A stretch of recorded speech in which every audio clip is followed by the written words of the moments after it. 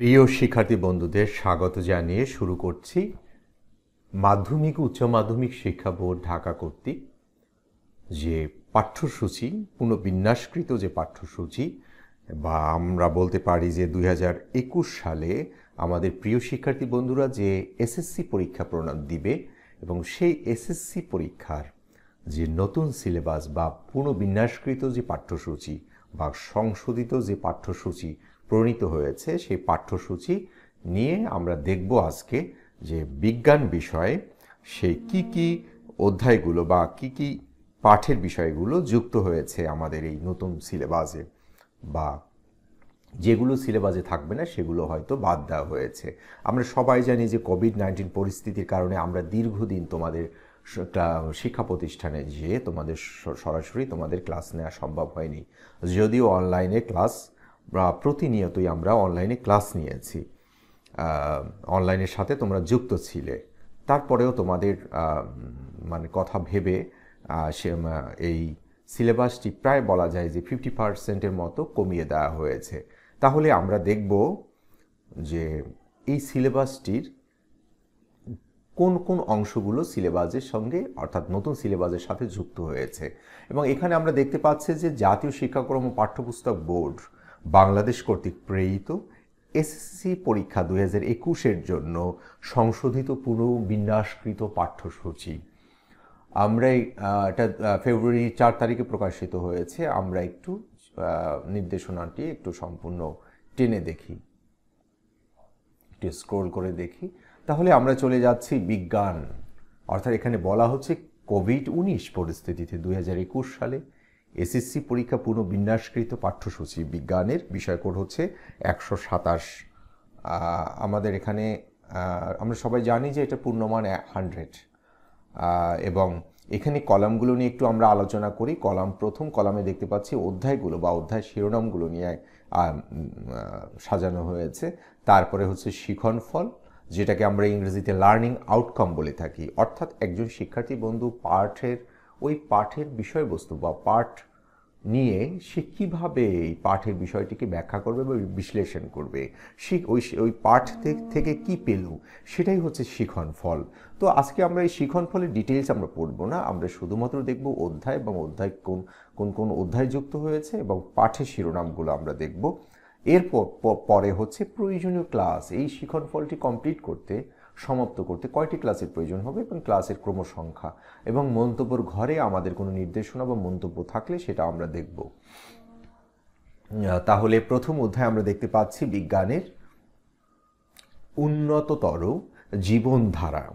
তাহলে উন্নততর জীবনধারা প্রথম অধ্যায়ে খাদ্য ও পুষ্টি, সুষম খাদ্য, খাদ্য সংরক্ষণ, উন্নত জীবনযাপনের জন্য খাদ্য উপাদান বাছাই, খাদ্য প্রাণ বা ভিটামিন, খনিজ পদার্থ এবং পানি ও রাফেজ বডি মাস ইন্ডেক্স, খাদ্যদ্রব্য সংরক্ষণে রাসায়নিক পদার্থের ব্যবহার, ধূমপানের ক্ষতিকর দিক, ড্রাগ আসক্তি, এইডস, স্বাস্থ্য রক্ষায় শরীরচর্চা ও বিশ্রাম।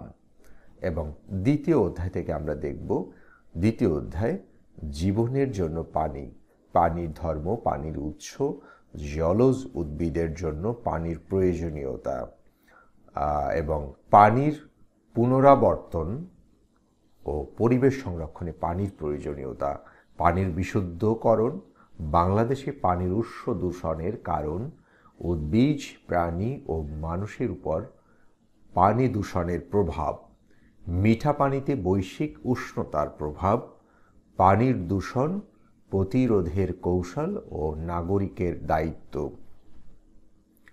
বাংলাদেশে পানির উৎসে হুমকি, পানি প্রবাহের সার্বজনীনতা এবং আন্তর্জাতিক নিয়ম নীতি।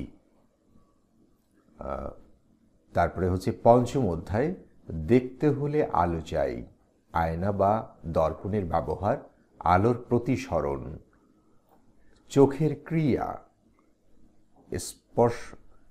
স্পষ্ট দৃষ্টির ন্যূনতম দূরত্ব, লেন্সের ক্ষমতা, চোখের ত্রুটি এবং তার প্রতিকার। চোখ ভালো রাখার উপায়। সপ্তম অধ্যায় অম্ল, ক্ষারক ও লবণের ব্যবহার। শক্তিশালী ও দুর্বল অ্যাসিড, প্রাত্যহিক জীবনে অ্যাসিডের ব্যবহার এবং সাবধানতা। অ্যাসিডের অপব্যবহার, আইনকানুন ও সামাজিক প্রভাব। নির্দেশক ব্যবহার করে বিভিন্ন বস্তুর অম্লত্ব ও ক্ষারত্ব শনাক্তকরণ। পাকস্থলীতে অ্যাসিডিটির কারণ ও এর সঠিক খাদ্য নির্বাচন। পিএইচ এর মান জানার প্রয়োজনীয়তা। ক্ষারকের রাসায়নিক বৈশিষ্ট্য। প্রাত্যহিক জীবনে ক্ষারের গুরুত্ব বা ক্ষারের বিষয় নিয়ে আলোচনা।